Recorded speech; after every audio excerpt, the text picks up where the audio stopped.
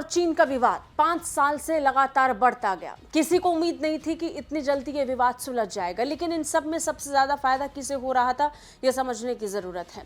जब हम इस विवाद का जिक्र करते हैं भारत और चीन का, तो सबसे ज्यादा फायदा पाकिस्तान को हुआ। पाकिस्तान को चीन के करीब जाने का और मौका मिल गया। और सबसे ज्यादा नुकसान किसी को हुआ तो वो रूस था। रूस, चीन और भारत दोनों ही रूस के लिए बहुत महत्वपूर्ण साझेदार हैं, और इन सब के बीच में रूस के लिए यह बहुत मुश्किल हो रहा था कि वो चीन और भारत के साथ अपने साझेदारी को आगे बढ़ा पाएं, क्योंकि भारत और रूस एक पेज पर आने के लिए तैयार नहीं थे। ऐसे में पुतिन ने यह तय किया कि वो सबसे पहले इस विवाद को सुलझाने में एक अहम भूमिका निभाएंगे, लेकिन वो इतने गुपचुप तरीके से होगा इसका अंदाजा तो पश्चिमी देशों को था ही नहीं। पश्चिमी देश शुरुआत से कहते आ रहे हैं कि ब्रिक्स को खड़ा किया है वेस्टर्न कंट्रीज के खिलाफ, लेकिन ब्रिक्स देश कहते हुए आए हैं कि भारत या चीन या रूस का मकसद वेस्टर्न वर्ल्ड के खिलाफ कोई भी लॉबी तैयार करने की नहीं है।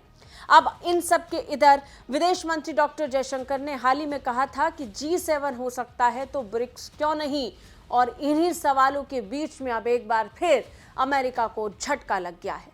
नमस्कार, वंदे भारत, भारत तक देख रहे हैं आप, आपके साथ मैं हूं सांची त्यागी।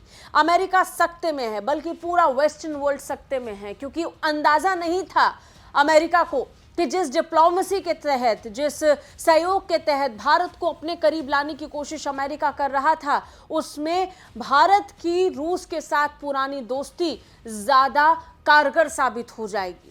अमेरिका भारत और चीन के बीच विवाद को चाहता है या चाहता था, ये बात एक तरफ है, और इसे कभी अमेरिका ने स्वीकार भी नहीं किया है। लेकिन अमेरिका की भारत चीन को लेकर भूमिका अमेरिका की सोच पर सवाल खड़े करता है। अमेरिका की तरफ से कई रिपोर्ट्स निकाली गई जिसमें कहा गया कि भारत और चीन के बीच युद्ध होने वाला है, बल्कि भारत की तरफ से जब तक लद्दाख को लेकर ऐलान किया गया कि लद्दाख को लेकर फाइनल कंक्लूजन निकल गया है, तब भी अमेरिका में मौजूद एक्सपर्ट्स ये मानने के लिए तैयार नहीं है कि भारत और चीन के बीच विवाद कम होने वाला है। उन्हें उम्मीद है कि ये विवाद लगातार बढ़ता रहेगा और जारी रहेगा।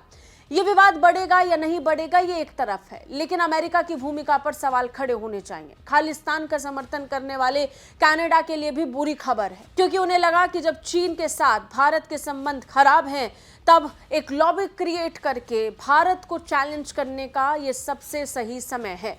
लेकिन कनाडा के चुनाव भी प्रभावित होंगे, और अमेरिका के लिए भी खतरा इस लिहाज से बढ़ गया है क्योंकि भारत के सहारे वो जो कंट्रोल हिंद महासागर में या फिर इंडो पैसिफिक क्षेत्र में अमेरिका अपने हाथ में लेने की कोशिश कर रहा था, वो ग्रिप अब कमजोर पड़ती हुई नजर आ रही है। लेकिन इन सब में सबसे बड़ा किंग निकला भारत, क्योंकि भारत ने चीन के साथ उस दोस्ती को कंफर्म करने के संकेत दे दिए हैं जो कभी भी अमेरिका नहीं चाहता था। अमेरिका हर बार ये चाहता था कि भारत और चीन के बीच अगर विवाद को सुलझाने में कोई बड़ी भूमिका निभाने वाला देश बने तो वो अमेरिका हो।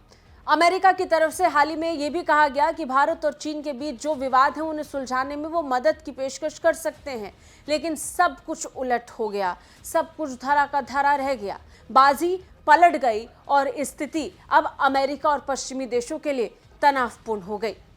आपको क्या लगता है, कमेंट करके हमें जरूर बताइए। जय हिंद।